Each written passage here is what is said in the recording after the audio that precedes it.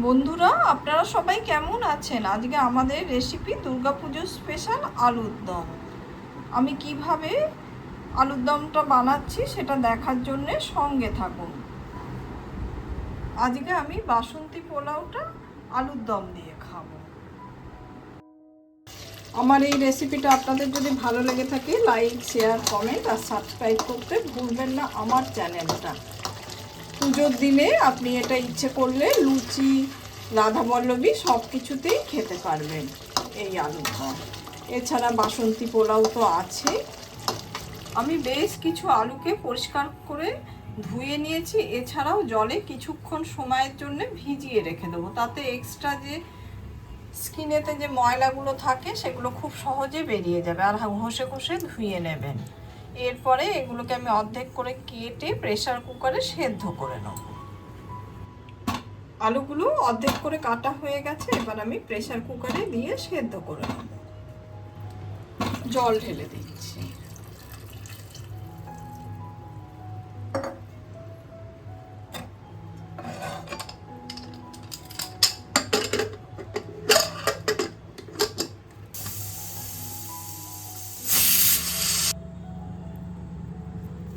সেদ্ধ আলুগুলোকে এবার আমি খোসা ছাড়িয়ে নিচ্ছি।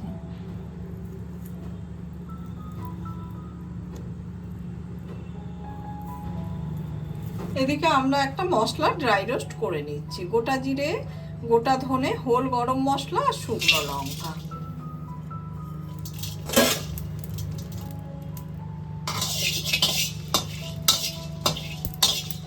মশলাগুলো থেকে সুন্দর একটা গন্ধ বেরোবে, আর সেই সঙ্গেও দেখুন বেশ কালচে হয়ে গেছে। এটা আমার পুরোপুরি হয়ে গেছে।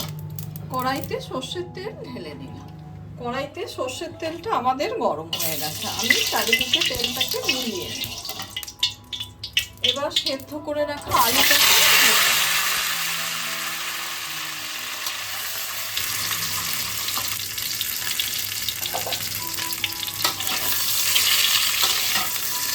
আলুটাকে কিন্তু একটু লাল করে ভাজতে হবে, তবেই কিন্তু আলুর দমের স্বাদটা বেশি ভালো। এদিকে আলুগুলো কিন্তু আমার লাল করে ভাজা হয়ে গেছে। আমি এবার তুলে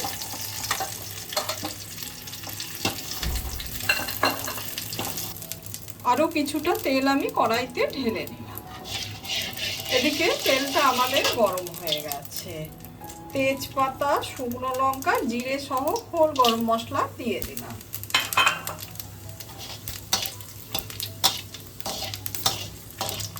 ফোড়নটা থেকে যখন সুন্দর একটা গন্ধ বেরোবে তখন আমরা জিরে, ধনে, আদা আর কাঁচা লঙ্কা বাটাটা দিয়ে দেব।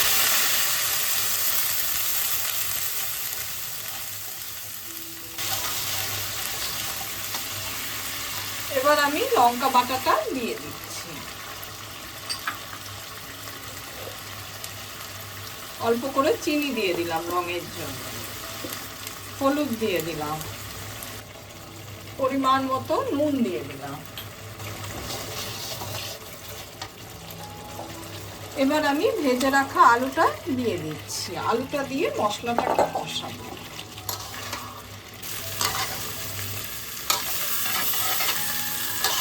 এদিকে আলুটা মশলা সহ খুব ভালোভাবে কষানো হয়ে গেছে।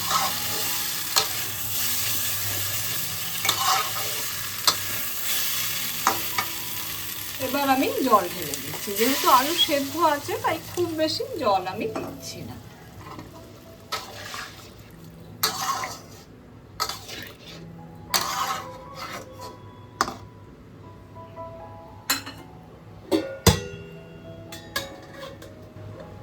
এক চামচ ঘি দিয়ে দিলাম।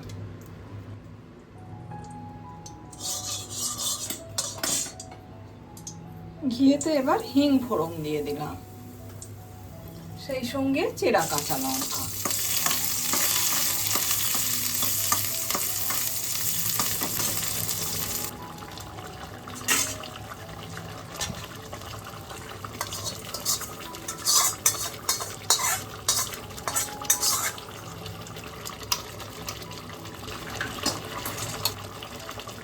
ওপর থেকে কিছুটা রোস্টেড মশলা ছড়িয়ে দিচ্ছি।